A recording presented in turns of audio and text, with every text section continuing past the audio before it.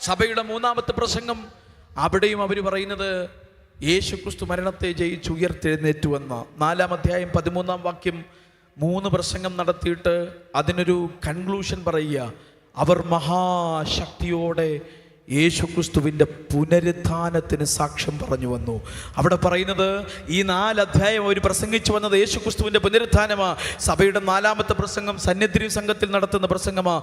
5-ാം അധ്യായം 30-ാം വാക്യം. നിങ്ങൾ മരത്തിൽ തൂക്കിക്കൊന്ന യേശുവിനെ നമ്മുടെ പിതാക്കന്മാരുടെ ദൈവം ഉയർപ്പിച്ചു. ഞാൻ ഇത്രയും വാക്യം കൃത്യമായിട്ട് പറഞ്ഞു പോകുന്നതേ ഈ ആശയം നിങ്ങളുടെ ഹൃദയത്തിനകത്തേക്ക് വരാനാ.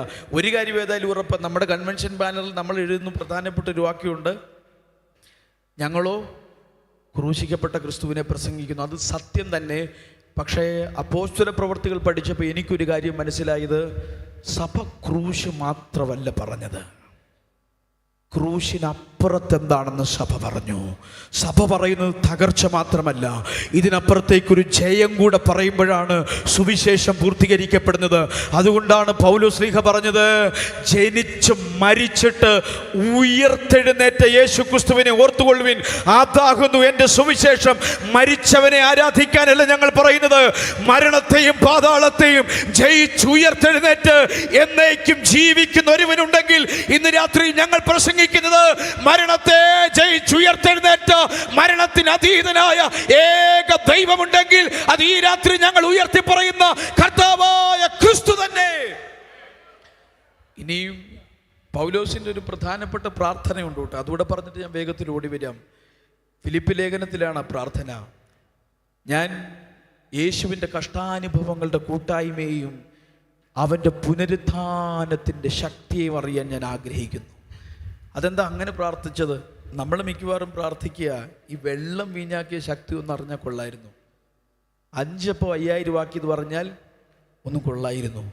പക്ഷെ പൗലോസിൻ്റെ പ്രാർത്ഥന കൊണ്ട് എനിക്കറിയേണ്ടത് യേശുവിൻ്റെ കല്ലറയ്ക്കകത്ത് എന്തു സംഭവിച്ചു എന്നറിയണം. അതെന്താ യേശുവിൻ്റെ കല്ലറയ്ക്കകത്ത് സംഭവിച്ചതിന് പ്രത്യേകത? ലാസറിൻ്റെ കല്ലറയ്ക്കൽ പുറത്തു വരാൻ പറയാൻ ഒരു ശബ്ദമുണ്ടായിരുന്നു. നയ്യിൻ്റെ വിധവയുടെ മകനെ ഉയർത്തെഴുന്നേൽപ്പിക്കുമ്പോൾ മഞ്ചത്തിൽ തൊടുന്ന ഒരു കരം അവിടെ ഉണ്ടായിരുന്നു. യായിറോസിൻ്റെ മകളെ ഉയർപ്പിക്കുമ്പോഴും തലീഥ കൂമി എന്ന് പറയാൻ ഒരു ശബ്ദം അവിടെ ഉണ്ടായിരുന്നു. പക്ഷേ യേശുവിൻ്റെ കല്ലറയ്ക്കൽ പുറത്തു നിന്ന് ഒരു മനുഷ്യൻ്റെയും സ്വാധീനമില്ല. തന്നെയുമല്ല, സുഗന്ധവർഗമിട്ട് റൂമാലിട്ട് കെട്ടി കല്ല് വെച്ച് മുദ്ര വെച്ച് പടയാളികളെ കാവൽ നിർത്തിയിട്ടുണ്ട്. പുറത്തു നിന്ന് ഒരു സ്വാധീനം കൊണ്ടും ആ കല്ലറയ്ക്ക് വെളിയിൽ വരാൻ ഒരുത്തനെ കൊണ്ടും സാധിക്കത്തില്ല.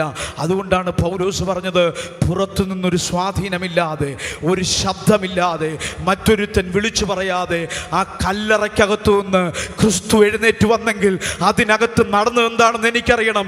ഇന്ന് രാത്രി ഞാൻ നിങ്ങളോട് പറയാം, ആർക്കും സ്വാധീനിക്കാൻ കഴിയാത്ത, ആർക്കും ഇടപെടാൻ കഴിയാത്ത, ആർക്കും ചലിപ്പിക്കാൻ കഴിയാത്ത, ആർക്കും മാറ്റം വരുത്താൻ കഴിയാത്ത ഒരു വിഷയത്തിൽ ഇടപെടുന്ന ഏത് ശക്തിയുണ്ടോ ഇന്ന് രാത്രി ഞാൻ വിളിച്ചു പറയും, അത് യേശുക്രിസ്തുവിന്റെ പുനരുത്ഥാനത്തിന്റെ ശക്തിയാണ്. അതുകൊണ്ടാണ് എഫേസ്യ ലേഖനത്തിൽ പറഞ്ഞത്, അവന്റെ ശക്തിയുടെ അളവറ്റ വലിപ്പം ഇന്നതെന്ന് നിങ്ങൾ അറിയേണ്ടതിന് ഞാൻ പ്രാർത്ഥിക്കുന്നു. അങ്ങനെ അവൻ ക്രിസ്തുവിലും വ്യാപരിച്ച് അവനെ മരിച്ചവരുടെ ഇടയിൽ നിന്ന് ഉയർപ്പിച്ചു. ഇന്ന് രാത്രി വചനം കേൾക്കുന്നവരെ, ഏത് ഭാരവുമായിട്ടാ വന്ന് അതിനെ തകർക്കാൻ കഴിയുന്ന ഒരു അത്യന്ത ശക്തി ഇന്ന് രാത്രി ഓഡിറ്റോറിയത്തിനകത്ത് വ്യാപരിക്കട്ടെ, നിങ്ങളുടെ ശരീരത്തിനകത്ത് വ്യാപരിക്കട്ടെ, മാനസിക പ്രയാസത്തിനകത്ത് യേശുവിന്റെ കല്ലറയ്ക്കകത്ത് വ്യാപരിച്ച് പുനരുത്ഥാനത്തിന്റെ ശക്തി ചലിക്കട്ടെ. Hallelujah, hallelujah. ഇപ്പൊ സഭയുടെ ഏറ്റവും പ്രധാനപ്പെട്ട പ്രസംഗ വിഷയം ക്രൂശ് മാത്രമല്ല, യേശുക്രിസ്തുവിന്റെ പുനരുത്ഥാനം കൂടിയാ. അത്ര ഗംഭീരമായി സഭ പ്രസംഗിച്ചു വന്ന ആശയമാണ് കൊരിന്തിൽ ചോദ്യം ചെയ്തത്. എന്തുകൊണ്ടാണ് കൊരിന്തിൽ ചോദ്യം ചെയ്തത്? 2 കൂട്ടർ. ഒന്ന് എപ്പിക്യൂരിയൻ ഫിലോസഫിയാണ്. എന്താണ് എപ്പിക്യൂരിയൻ ഫിലോസഫി? അവർ പറയുന്നത് തിന്നുക, കുടിക്കുക, നാളെ നാമും ചാകും, ഇതിനപ്പുറത്തോട്ടൊരു ജീവിതമില്ലെന്ന് പറയുന്ന ആളുകൾ ആ സഭയ്ക്കകത്തുണ്ട്. 2, യഹൂദന്മാരിൽ നിന്ന് വിശ്വാസത്തിലേക്ക് വന്നിട്ടുള്ള സദൂക്യപക്ഷമാണ്. എന്താ സദൂക്യരുടെ പ്രത്യേകത? അവർ പറയുന്നത് മരിച്ചവരുടെ പുനരുത്ഥാനം ഇല്ല എന്നുള്ളത്. അപ്പം ഈ 2 പക്ഷം ആളുകൾ വിശ്വാസത്തിലേക്ക് വന്നിട്ട് പറഞ്ഞു, യേശു മരിച്ചെന്ന് വിശ്വസിക്കാം, യേശുവിൻ്റെ മരണത്തിൽ പാപമോചനമുണ്ടെന്ന് വിശ്വസിക്കാം, രോഗശാന്തി ഉണ്ടെന്ന് വിശ്വസിക്കാം, ശാപവിമുക്തി ഉണ്ടെന്ന് വിശ്വസിക്കാം. പക്ഷെ മരണാനന്തര ജീവിതമുണ്ടെന്ന് ഞങ്ങൾ വിശ്വസിക്കില്ല. അപ്പോൾ സഭ പറഞ്ഞുകൊണ്ടിരുന്നത് ഇതിനപ്പുറത്തേക്കൊരു ജീവിതമുണ്ട്, നമ്മൾ പറന്നു പോകുമെന്നാണ് സഭ പഠിപ്പിച്ചുകൊണ്ടിരുന്നത്. അപ്പോൾ അവർ പറഞ്ഞു അങ്ങനൊരു കാര്യമേ ഇല്ല.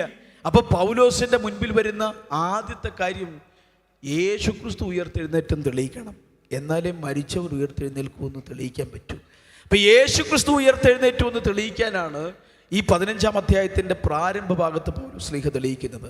അപ്പോൾ യേശുക്രിസ്തു ഉയർത്തെഴുന്നേറ്റു എന്ന് തെളിയിക്കാൻ 3 തെളിവുകൾ ആ ഭാഗത്ത് പൗലോസ് നൽകുന്നുണ്ട് 15-ാം അധ്യായത്തിൻ്റെ പ്രാരംഭ ഭാഗം. ഒന്നാമത്തെ തെളിവ്, യേശുക്രിസ്തു തിരുവെഴുത്തുകളിൻ പ്രകാരം മരിച്ചടക്കപ്പെട്ട് തിരുവെഴുത്തുകളിൻ പ്രകാരം 3-ാം നാൾ ഉയർത്തെഴുന്നേറ്റു. ഒന്നാമത് യേശുക്രിസ്തുവിൻ്റെ പുനരുത്ഥാനത്തിന് തെളിവായി പൗലോസ് കൊണ്ടുവരുന്നത് തിരുവെഴുത്തിനെയാണ്. ആഹാ, ഈ ബൈബിള് തെളിവാണെന്ന് ഉപദേശിമാർ പ്രസംഗിച്ചാൽ ഞങ്ങളെങ്ങനെ ഇത് വിശ്വസിക്കുന്നത്? യേശുക്രിസ്തു ഉയർത്തെഴുന്നേറ്റു എന്നതിന് ബൈബിള് തെളിവാണെന്ന് ഉപദേശിമാർ പറയുമ്പോൾ പുറത്തുള്ളവർ എങ്ങനെ വിശ്വസിക്കും? എന്നാൽ കേട്ടു, എങ്ങനെയാണ് തിരുവെഴുത്ത് തെളിവാകുന്നത്? ഇപ്പം യേശുക്രിസ്തുവിൻ്റെ ജനനം കേവലം ആകസ്മിക ജനനമല്ല. യേശുക്രിസ്തുവിൻ്റെ ജനനത്തിനും എത്രയോ വർഷം മുൻപ് പ്രവാചകന്മാർ പറഞ്ഞു അവൻ യഹൂദയിൽ ജനിക്കും, യഹൂദയിൽ ബെത്ലഹേമിൽ ജനിക്കും, ബെത്ലഹേം എഫ്രാത്തയിൽ അവൻ ജനിക്കും എന്ന് തിരുവെടുത്ത് താൻ എവിടെ ജനിക്കുമെന്ന് പറഞ്ഞു. അവിടെ യേശുവിൻ്റെ ജനനം നടന്നു. പുൽക്കൂട്ടിലല്ല, വഴിയരികിൽ. കൃത്യമായി പറഞ്ഞാൽ റാഹേലിൻ്റെ ജീവൻ ശരീരം വിട്ടുപോയ ആ വഴിയരികിൽ യേശു ക്രിസ്തു പിറന്നു വീണു എന്നാണ് വേദപഠിതാക്കൾ പഠിപ്പിക്കുന്നത്. 2, യേശുക്രിസ്തു താൻ മിസ്രൈമിലേക്ക് ഓടിപ്പോകുമെന്ന് പ്രവചനം ഉണ്ടായിരുന്നു. 2-ാമത്തെ വയസ്സിൽ മിസ്രൈമിലേക്ക് ഓടിപ്പോയി. അവൻ ജനിച്ചതിന് ശേഷം ഒരു റാമയിൽ ഒരു കരച്ചിലും നിലവിളിയും ഉണ്ടാകും എന്ന് പ്രവചനം എടുത്തു പറഞ്ഞു. അത് അതേപടി സംഭവിച്ചു. അവൻ ബെത്ലഹേമിൽ പാർക്കാതെ, യഹൂദയിൽ പാർക്കാതെ, ഗലീലയിൽ നസ്രത്തിൽ പാർത്ത് നസ്രായൻ എന്ന് വിളിക്കപ്പെടുമെന്ന് വചനം പറഞ്ഞു. അതങ്ങനെ തന്നെ സംഭവിച്ചു. അവൻ സെബലൂനും നഫ്താലിയിലും വചനം പ്രസംഗിക്കും. അങ്ങനെ ഇരുൾ വീണ ദേശങ്ങളിൽ വെളിച്ചമുണ്ടായി എന്ന് വചനം പറഞ്ഞു. ആ പ്രവചനം നിറവേറി. തന്നെയോ മുമ്പിലേക്ക് പോകുമ്പോൾ അവൻ എങ്ങനെ മരിക്കുമെന്ന് തിരുവെഴുത്ത് പറഞ്ഞു. ദാവീദ് ക്രൂശിനെ അകലെ നിന്ന് കണ്ടിട്ട് പറഞ്ഞു അവൻ്റെ അസ്ഥിയുടെ ബന്ധം വിട്ടിരിക്കുന്നു, അവൻ്റെ നാക്കണ്ണാക്കോട് വറ്റിയിരിക്കുന്നു. യെശയ്യാവ് കുറച്ചുകൂടെ ക്രൂശിലേക്ക് കയറി നിന്നിട്ട് പറഞ്ഞു അയ്യോ, ദാവീദ് കണ്ടതുപോലെയല്ല, കണ്ടാൽ ആളല്ല എന്ന് തോന്നുമാറ് അത് വിരൂപമായിരിക്കുന്നു.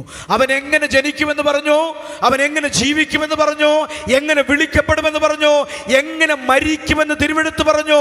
അതുപോലെ തന്നെ യേശുക്രിസ്തുവിൻ്റെ ജനനവും ജീവിതവും മരണവും അടക്കവും സംഭവിച്ചെങ്കിൽ അതൊക്കെ പ്രത്യേകത കേട്ടോ. അവൻ മരണത്തിൽ അങ്ങനെയായിരിക്കുമെങ്കിലും അവൻ്റെ അടക്കത്തിൽ സമ്പന്നന്മാരോടുകൂടി ആയിരിക്കുമെന്ന് തിരുവെഴുത്ത് പറഞ്ഞത്. ആരെയും വെച്ചിട്ടില്ലാത്ത യോസെഫിൻ്റെ പുതുപുത്തൻ കല്ലറയിൽ യേശുക്രിസ്തുവിൻ്റെ ശരീരം വെച്ചുവെന്ന വചനം പറയുന്നത്. അതുവരെ ഈ തിരുവെഴുത്തിലെ പ്രവചന സത്യങ്ങൾ മുഴുവൻ അക്കമിട്ട് നിറവേറിയെങ്കിൽ അതേ തിരുവെഴുത്ത് ഉയർത്തിപ്പിടിച്ചാണ് പൗലോസ് പറയുന്നത് അവൻ മരണത്തെ ജയിച്ചുയർത്തെഴുന്നേൽക്കുമെന്ന്. ഇതേ തിരുവെഴുത്ത് പറയുന്നെങ്കിൽ ഇന്ന് രാത്രിയിലും ആശങ്കയില്ലാതെ വിശ്വസിക്കണം. ഞങ്ങൾ മരിച്ചവനെ ആരാധിക്കുന്നവരല്ല, മരിച്ചവന് സ്തുതി പാടുന്നവരല്ല, മരിച്ചവന് സ്തോത്രം ചെയ്യുന്നവരല്ല. മരണത്തെ ജയിച്ചുയർത്തെഴുന്നേറ്റ യേശുവിനെ ജീവനോടെ ആരാധിക്കാൻ ഭാഗ്യം ലഭിച്ചവർ കരമുയർത്തി ഒന്നുകൂടെ ദൈവത്തിന് സ്തോത്രം ചെയ്യാം. അങ്ങനെ മരിച്ചവർ ഉയർക്കുമെന്ന് പൗലോസ് ശ്ലീഹ തെളിയിച്ചിട്ട് അവരോട് ചോദിക്കുന്ന ചോദ്യമാ, യേശുക്രിസ്തു മരിച്ചിട്ട് ഉയർത്തെഴുന്നേറ്റു എന്ന് പ്രസംഗിച്ചു വരുന്ന അവസ്ഥയ്ക്ക് മരിച്ചവരുടെ പുനരുത്ഥാനം ഇല്ല എന്ന് നിങ്ങളിൽ ചിലർ പറയുന്നത് എങ്ങനെ? അപ്പം അവർ പറഞ്ഞു, എന്നിട്ടും പറഞ്ഞു മരിച്ചവരുടെ പുനരുത്ഥാനമില്ല, യേശു ഉയർത്തെഴുന്നേറ്റും തെളിയിച്ചു. അടുത്ത പടി യേശു ക്രിസ്തുവിൽ വിശ്വസിക്കുന്നവർ ഉയർത്തെഴുന്നേൽക്കുമെന്ന് തെളിയിക്കണം. അതിനുവേണ്ടിയാണ് പൗലോസ് ശ്രമിക്കുന്നത്. അപ്പോൾ അത് തെളിയിക്കാൻ വേണ്ടി പൗലോസ് അവിടെ പറയുന്ന വാചകം ഇതാണ്, ആദിഫലം ക്രിസ്തു, പിന്നെ ക്രിസ്തുവിനുള്ളവർ അവൻ്റെ വരവെങ്കിൽ പിന്നെ അവസാനം. നമുക്ക് ആ വാക്യം മനസ്സിലായില്ലെങ്കിലും അത് വായിക്കുന്ന യഹൂദന് ആ കൃത്യവാക്യം മനസ്സിലായിട്ടുണ്ട്. എന്താണ് യഹൂദന് മനസ്സിലായിട്ടുള്ള അർത്ഥം നിങ്ങൾ ശ്രദ്ധിച്ചു. യേശുക്രിസ്തുവിൻ്റെ ഉയർത്തെഴുന്നേൽപ്പ് ആദ്യഫലം എന്നാണ് പറഞ്ഞിട്ടുള്ളത്. ആദ്യഫലം. അതെന്താ ആദ്യഫലം? യഹൂദനെ സംബന്ധിച്ചിട്ടുള്ളൊരു പ്രധാനപ്പെട്ട പെരുന്നാളാണ് ആദ്യഫലത്തിൻ്റെ പെരുന്നാൾ. എന്താണ് ഈ ആദ്യഫലത്തിൻ്റെ പെരുന്നാളിൽ സംഭവിക്കുന്ന പ്രധാനപ്പെട്ട കാര്യം? ഈ വയലെല്ലാം വിളഞ്ഞു കഴിയുമ്പോൾ യഹൂദന് ഓടിച്ചെന്ന് വയലങ്ങനെ കൊയ്യാറില്ല. വയൽ കൊയ്യാതെ ആ വയലിൻ്റെ അറ്റത്തുനിന്ന് ഒരു കെട്ട് കറ്റ മാത്രം കൊയ്തെടുത്ത് നേരെ ദേവാലയത്തിലേക്ക് പോകും. ദേവാലയത്തിൽ ചെന്ന് ഈ കറ്റ പുരോഹിതൻ്റെ സമക്ഷം കൊടുക്കും. പുരോഹിതൻ ഇതിനെ നീരാജനം ചെയ്ത് ഉദർച്ചാർപ്പണം ചെയ്ത് അന്തർമന്ദിരത്തിൽ ദൈവസന്നിധിയിൽ ഈ കറ്റ വെക്കും. ഇതാണ് വചനം പറയുന്നത്. അപ്പം ഈ കറ്റ വെച്ചതിന് ശേഷം കേവലം ദിവസങ്ങൾ കഴിഞ്ഞോ, ശബത്ത് ദിവസം കഴിഞ്ഞോ, മണിക്കൂറുകൾക്ക് ശേഷമോ പുരോഹിതൻ ഈ കറ്റയുമായി പ്രാകാരത്തിൽ കാത്തു നിൽക്കുന്ന ജനത്തെ ഈ കറ്റ എടുത്തുയർത്തി വീശി അഭിസംബോധന ചെയ്യും. ഈ കറ്റ പുരോഹിതൻ്റെ കരത്തിൽ പ്രാകാരത്തിൽ നിൽക്കുന്ന ജനം കാണുമ്പോൾ പ്രാകാരത്തു നിന്ന് വയലിലേക്ക് മടങ്ങിപ്പോയി വയലിൽ അവശേഷിക്കുന്ന കറ്റകൾ മുഴുവൻ അവർ കൊയ്തെടുക്കും. ഇതാണ് ആദ്യഫലക്കറ്റ. ഇത് മനസ്സിലാകുന്നെങ്കിൽ പൗലോസ് പറയുന്നത് നമ്മുടെ ആദ്യഫലക്കറ്റ ക്രിസ്തുവാണ്. നമ്മുടെ ആദ്യഫലക്കറ്റ ഇപ്പോൾ സ്വർഗീയ അന്തർമന്ദിരത്തിൽ വിശ്രമിച്ചു കൊണ്ടിരിക്കുകയാണ്.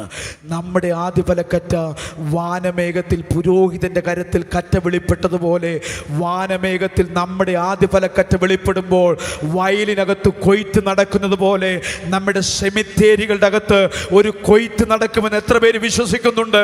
വിശുദ്ധന്മാരുടെ ശരീരം ഉയർത്തെഴുന്നേൽക്കുന്ന ഒരു ദിവസം ഉണ്ടാകാൻ പോകുന്നു. അങ്ങനെ പുനരുത്ഥാനത്തിന്റെ ഒരു പ്രഭാതം ഉണ്ടാകാൻ പോകുന്നു. നമ്മൾ യാത്ര ചെയ്യുന്നത് കേവലം ഭൗതികതയ്ക്ക് വേണ്ടി മാത്രമല്ല, ഇതിനപ്പുറത്തേക്ക് ഒരുക്കപ്പെട്ടിരിക്കുന്ന ഒരു നിത്യജീവനുണ്ട്, ഒരു നിത്യതയുണ്ട്. അതിലേക്ക് യാത്ര ചെയ്യുന്നവർ ഈ രാത്രി കരമുയർത്തി ദൈവത്തിന് സ്തോത്രം ചെയ്യാം. സ്തോത്രം.